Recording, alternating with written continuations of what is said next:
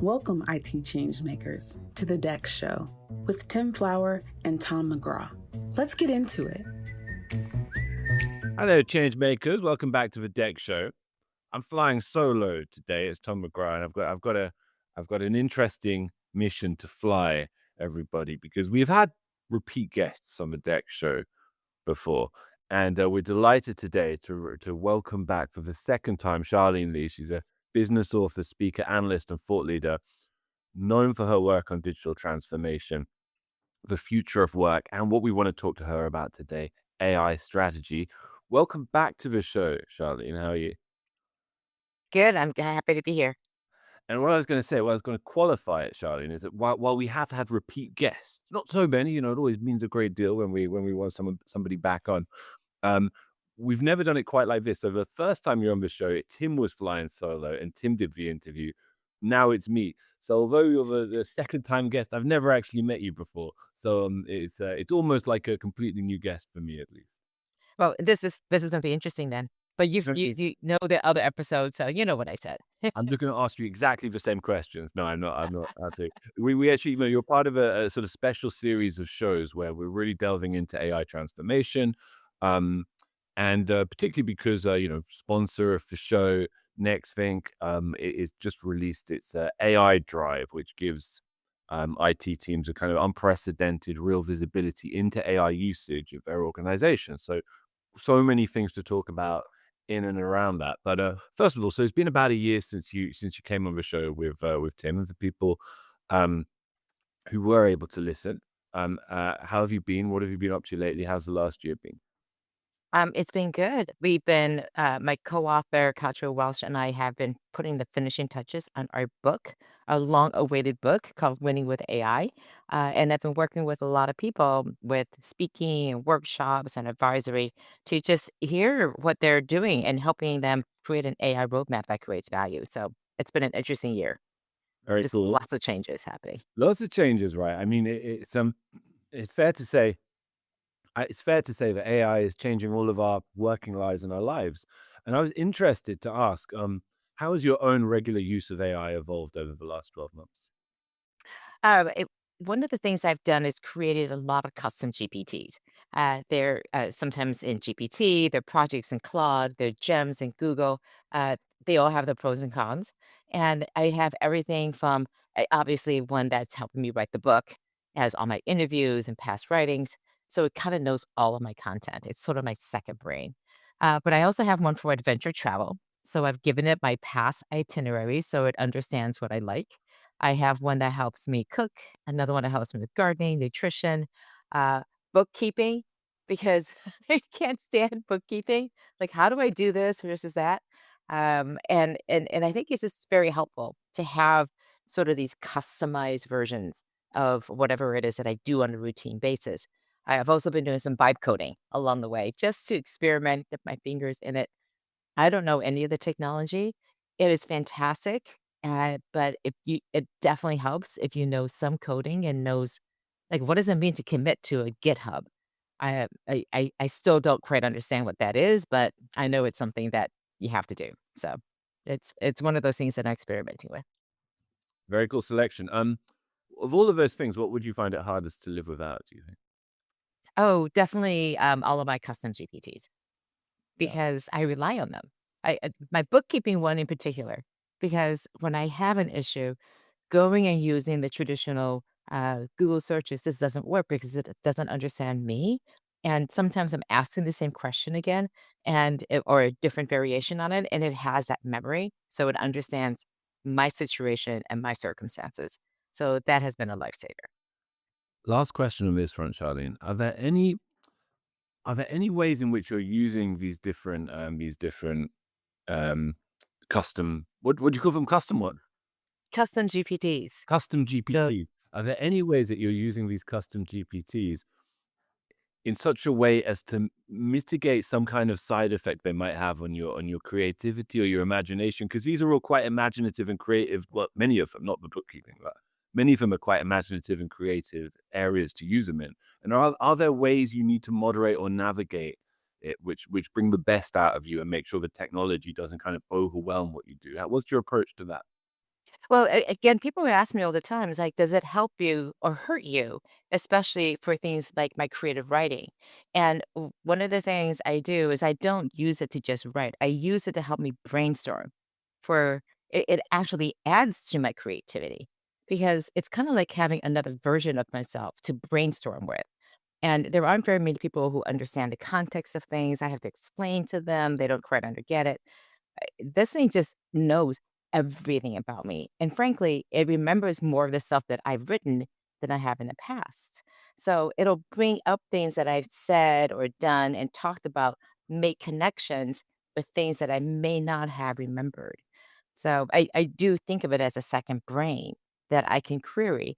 And the way I use any of these chatbots is when I put in a query at the end, I ask, before you start, ask me any clarifying questions Mm. because it turns it from an answer machine into a conversation. And that creativity and that expansiveness comes from the conversation that I have with it.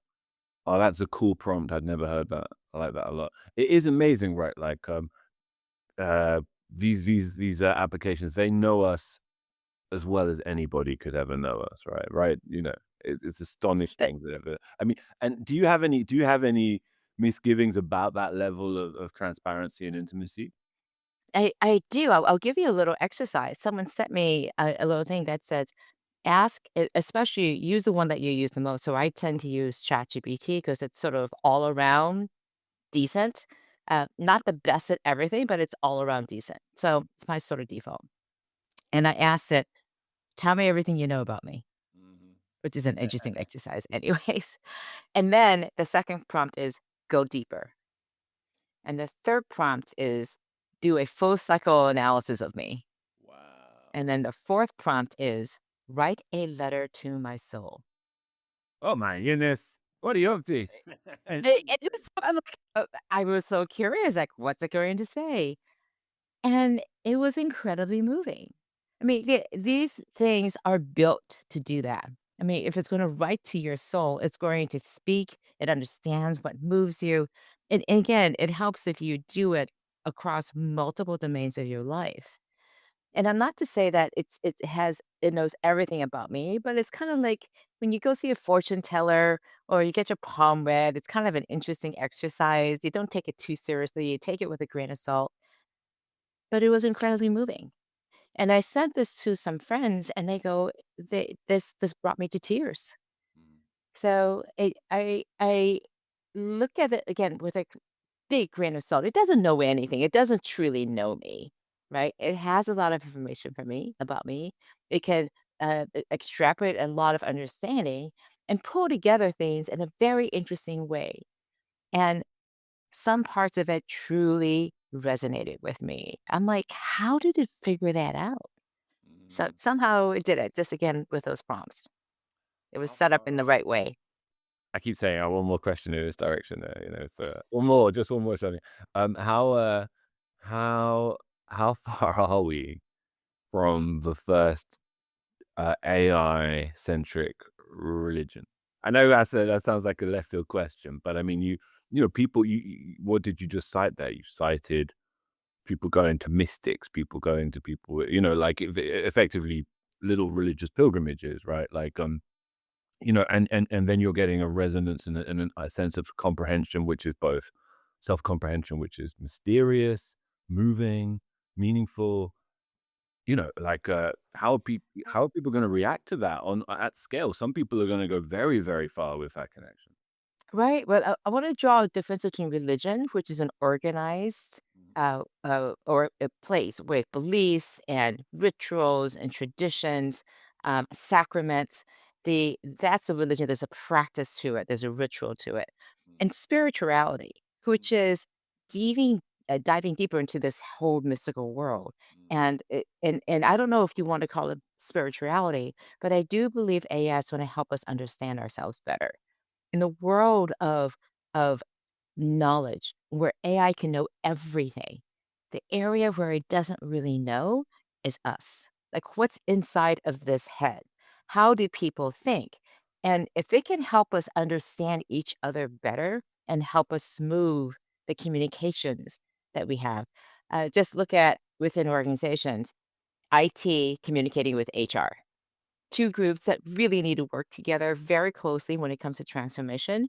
They speak completely different languages. Or a startup and a VC speak to completely different languages with common goals, but they have to do some sort of subtle translation. Or let's just take even our relationships. I have said so many times in my relationships, with friendships, with my partners, I say something, I ask them to repeat it, and it comes back as something completely different. I'm like, what am I doing that they can't understand me? So I think that AI can help us understand ourselves and each other better. And that is an opportunity, I think, to be able to use these tools to help us understand what is it that I don't understand about myself so that I can be better at whatever it is that I want to accomplish. Well, I think this has been an amazing way to lay the foundations of the rest of the conversation, because I think we've got to the heart of some of the more extreme and interesting use cases and potentialities of this technology. And now we have to imagine what that means for our workplaces and for our professional lives and for our careers.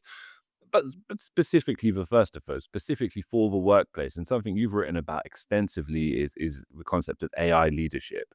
And you touched upon it with Tim in your last appearance, but maybe just recap to begin with what the core principles, in your view, of good AI leadership looks like in this era. Well, I think good AI leadership starts with just good leadership.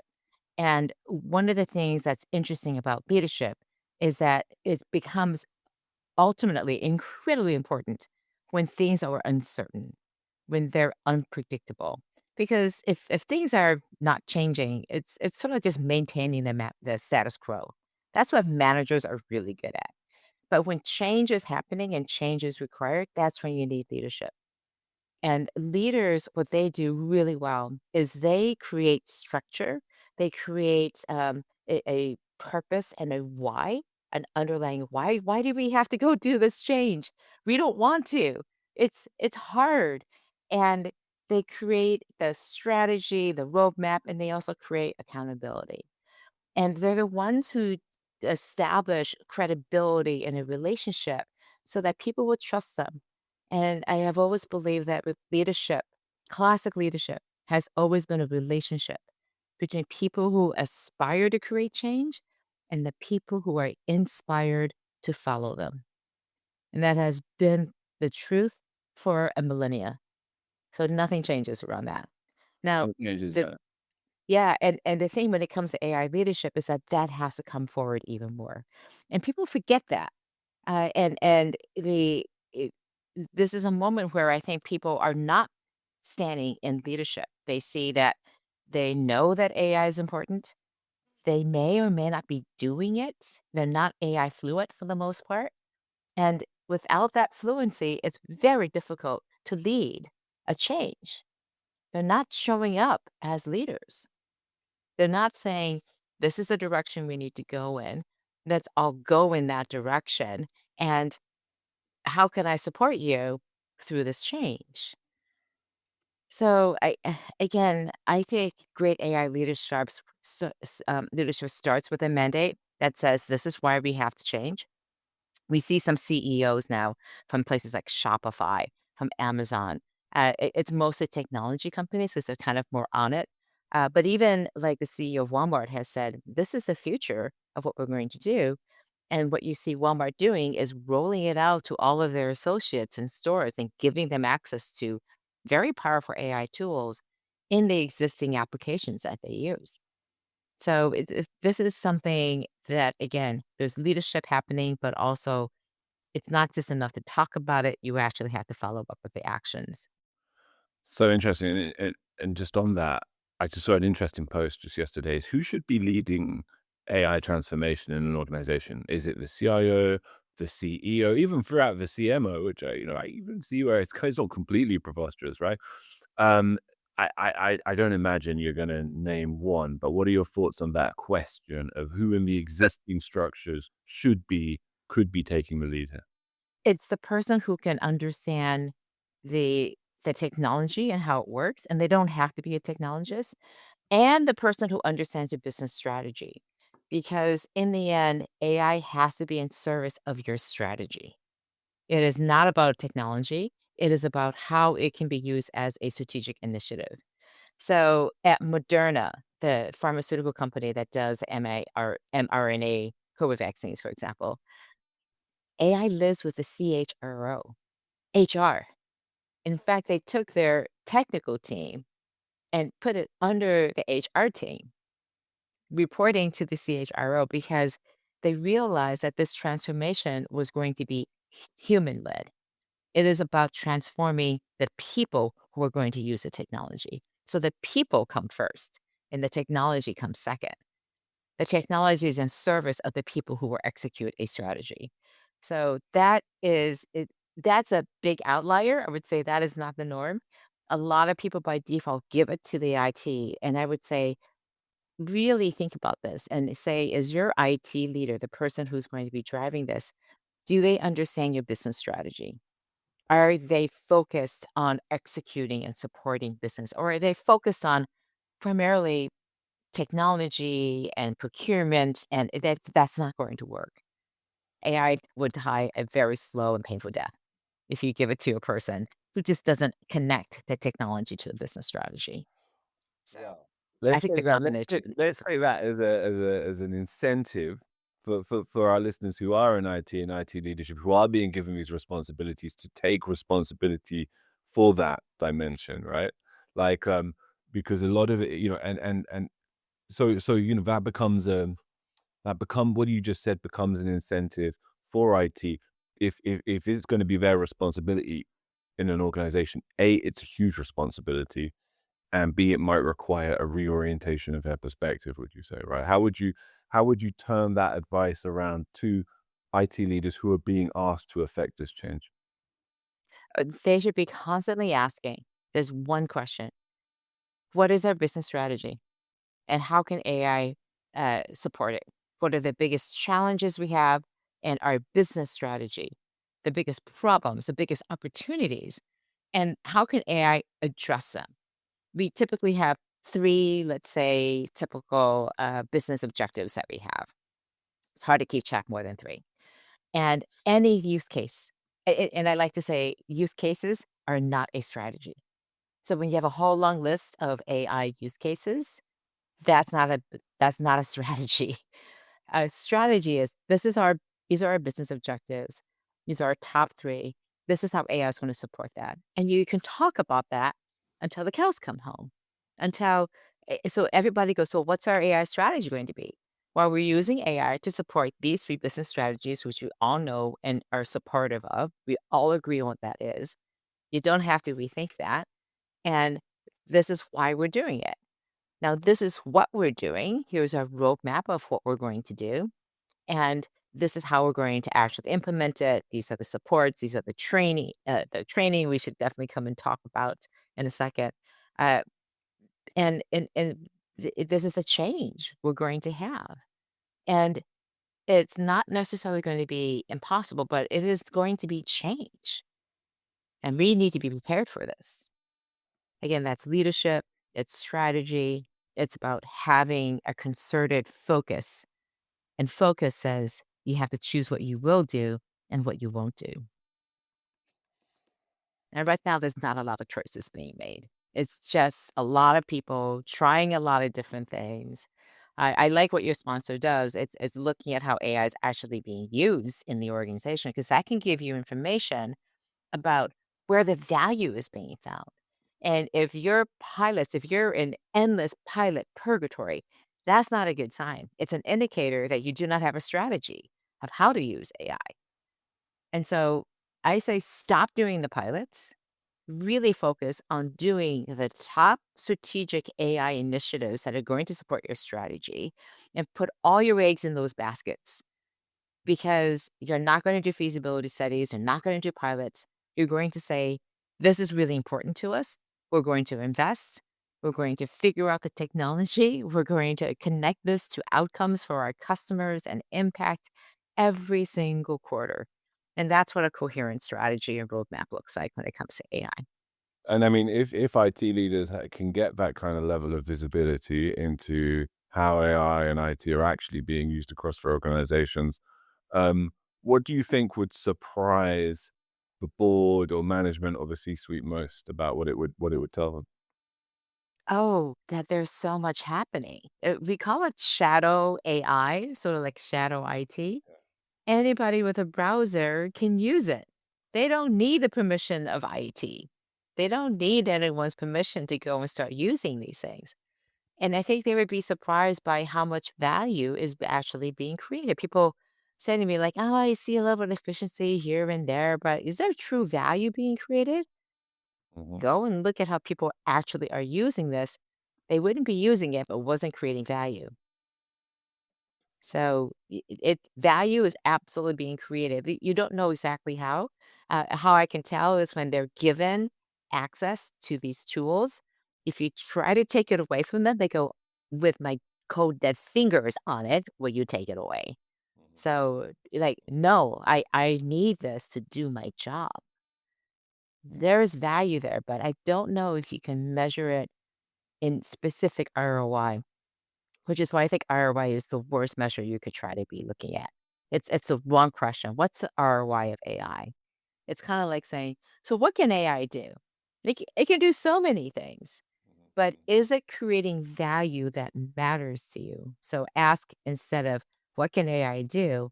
Ask, "What can AI do for us to help us achieve our biggest strategic objectives?" And what kind of more meaningful metrics or user patterns should we be looking for in place of something as reductive as ROI? Well, What would again, be- you already have business metrics. You have objectives and metrics associated with that. That tells you whether you're moving towards your objectives better, faster, cheaper, and I would add another metric, which is safer. And so we talk about safety, security, privacy all the time when it comes to AI. It could potentially help you do those because it can highlight the things that may be going wrong. Again, it's a security risk too, but it can also tell you, hey, this thing may not be aligned because it can give it very clear objectives. This is our objectives. This is our strategic objective. Highlight anything that doesn't help us get to that point. Highlight anything that could be standing in the way or could be jeopardizing it. So again, AI is very objective driven. And if you tell it, this is our objective, this is our strategic objective, how do we get there? How do we use AI to help us get there? So I kind of think it's meta that you use AI to figure out how to use AI. So may as well use the tools available to you. Kind of like macro prompting in a way, Yeah. Exactly. Yeah. And what about the question of like productivity metrics and specifically, and maybe a difference between the qualitative and the quantitative, right? Which is something that I feel is when you talk about that employee-led AI transformation, you know, that for me can be reduced to that contrast between qualitative and quantitative. You know, we all know that AI could reel off a library worth of pretty bad books for us in with a series of prompts, but that's not what we're after, is it? We're after work which cuts through, which retains personality and originality. And is that an area where you feel the employee has to be in the driver's seat most importantly, most significantly? Well, there's a disconnect because employees know what the problems are with their job. Like these are the bottlenecks, these are the things that are pain and to do. And but there's a disconnect between them knowing what the problem is and how to use AI to solve it. So again, I think employees are incredibly smart. People who generally are smart, they will not do things that are not productive for them. Okay, this does not include procrastination, so that's something completely different. But this is again about us understanding that if something's going to help us, if you're given a tool to help us do our jobs better, we're going to use it. And so I can tell you like, "Oh, I can do this a lot better. The results are better. Um, I don't have to I can be more creative and come up with better solutions." But you give them the tool and they also have to give them the training. And the training comes in two flavors. There's sort of top down, centralized, very organized. It's great for understanding what AI does, and it's great for responsible and ethical use of AI. But when it comes to that additional level of fluency, where you can apply AI to your job and to your work, that requires much more of a decentralized approach. It's about peer learning and support. It's about cross fertilization across departments. Like, we learned this could apply to you too as well. And then the fourth area of fluency is, can you use and talk about how to share this? Again, that sharing, the teaching of it, the collaboration that happens. Is that fluency there to be able to talk about and share and learn collectively too as well? So those are types of individual fluency, but also organizational fluency with AI that's really important to develop. And I'll put a line in the sand here. I believe that organizations should be focused on getting their AI, getting their most important workforce, especially the knowledge based workforce, everyone fluent with AI in the next 6 months. There's no excuse. We know this is the future. So invest the money, the time, and it's both to get people to be fluent. Get the technology in place where everybody can get access to these powerful models. You can do it at fairly low costs. If you go and get an enterprise license, use again some of the managed services like Amazon Bedrock to be able to get access to this. It's fairly turnkey and can be a lot less expensive. And frankly, it brings that shadow AI into the light so that you can truly talk about it and advance the use of AI in your organization. Because there are some risks with shadow AI as well, right? It's not just to this, there is a maybe you could frame it as a duty of care on an organizational level, maybe a duty of self protection and security. There needs to be that transparency, right? Absolutely. I feel like people should declare AI amnesty. Just Mhm. like, okay, if you are using it, we forgive you, but you have to come forward. And here's the time frame, right? And we'll work That right away. was my prompts, Charlene, into the. Yes. So I have to submit them to HR. Don't make me do it. Don't make me do it. No, exactly. It's just like, again, that's the only way you can bring all the people out from the edges, and is you have to give them amnesty. And and so they won't get in trouble. 'Cause I'm not gonna talk about every fight because 'cause I've been doing this rogue. Okay, we know this has been happening. We have the data. We already know that you're using this, so just come forward, do this in the appropriate way, and say, "Look, we may have to shut it down because it has these risks, or we can do it in this way," but it's about having this really thoughtful conversation Since we're talking about about AI how to use religions earlier, Charlene, maybe we should call it AI absolution, maybe, as Yes. the right way to frame it. So where have you seen like real world organizations that are supporting this process of transformation in imaginative, effective ways? And I guess what advice would you give to leaders looking to support their employees with different temperaments or attitudes towards the extreme novelty and power of this technology?